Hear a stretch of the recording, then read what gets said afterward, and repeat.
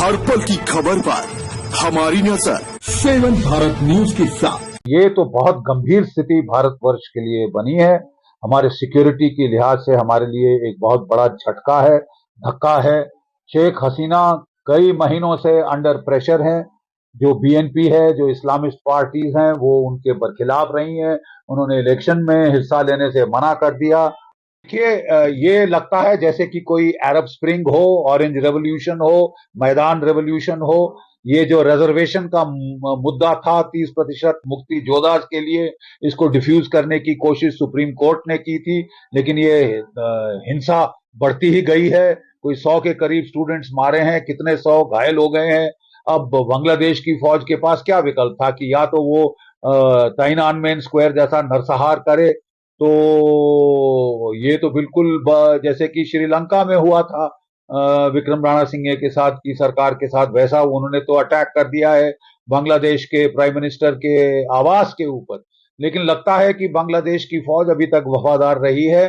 उन्होंने अपने हेलीकॉप्टर में उनको आउट किया, उनका हेलीकॉप्टर है या किसी और हमारी एजेंसी का हेलीकॉप्टर है, ये तो देखना होगा।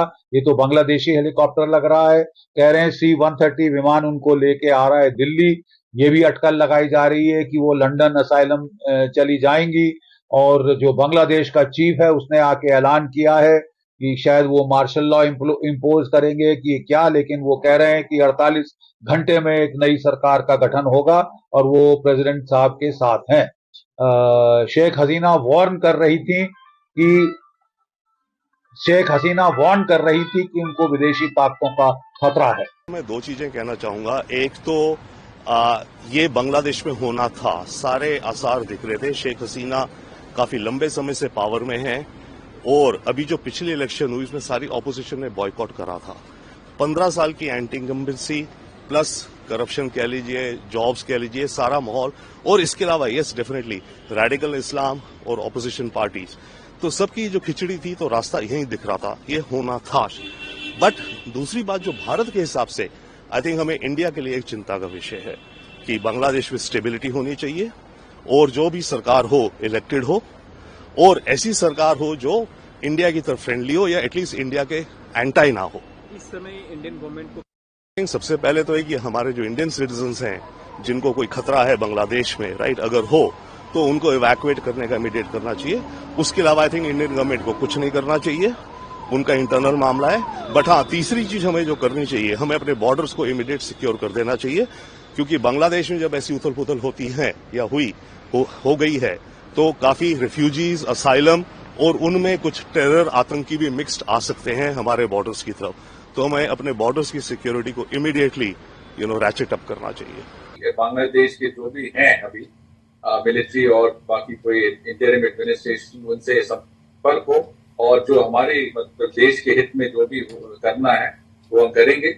और वहाँ का मतलब वहाँ एक शांतिशील एटमॉस्फेयर और वहाँ पे मेरे ख्याल से सुरक्षा होना बहुत ही जरूरी है हमारे लिए, और खासतौर से हमारे मतलब पूर्वी भारत के लिए। और मेरे ख्याल से अभी जो चर्चाएं चल रही हैं वो पॉजिटिव तरह चल रही है और हम पूरी तरह मतलब हमारे देश के हित में हमारे लोग काम करते हैं। आपको लगता है कि शेख हसीना के खिलाफ एक साजिश हुई है, कोई विदेशी हाथ भी इसके पीछे है? क्योंकि अभी ज्यादा लंबा समय नहीं हुआ है कि जब शेख हसीना इलेक्ट होके आई हैं वापस।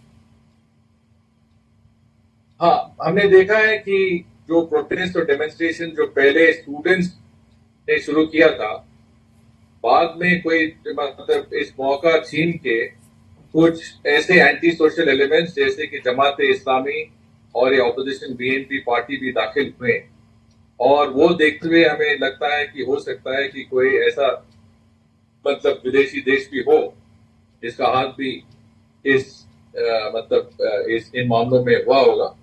पर यही है कि बांग्लादेश में शांतिशील एनवायरनमेंट, सुरक्षा होना हमारे देश का हित में है, और जो भी कुछ मतलब इसके लिए जरूरी है वो हमें प्रयास करना चाहिए कि वही मतलब स्थिति आ जाए।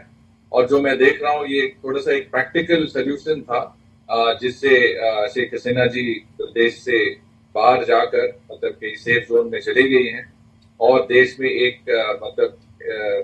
थोड़ा सा अभी काम और पीसफुल स्थिति आने का संभव। भारत न्यूज संवाददाता हर पल की खबर पर हमारी नजर। उत्तर प्रदेश के सभी जिलों से इच्छुक उम्मीदवार खबरों व विज्ञापन के लिए संपर्क करें। ऐसी ही छोटी बड़ी तमाम खबरों के लिए चैनल को लाइक करें, सब्सक्राइब करें, शेयर करें, बेल आइकन प्रेस करना ना भूलें।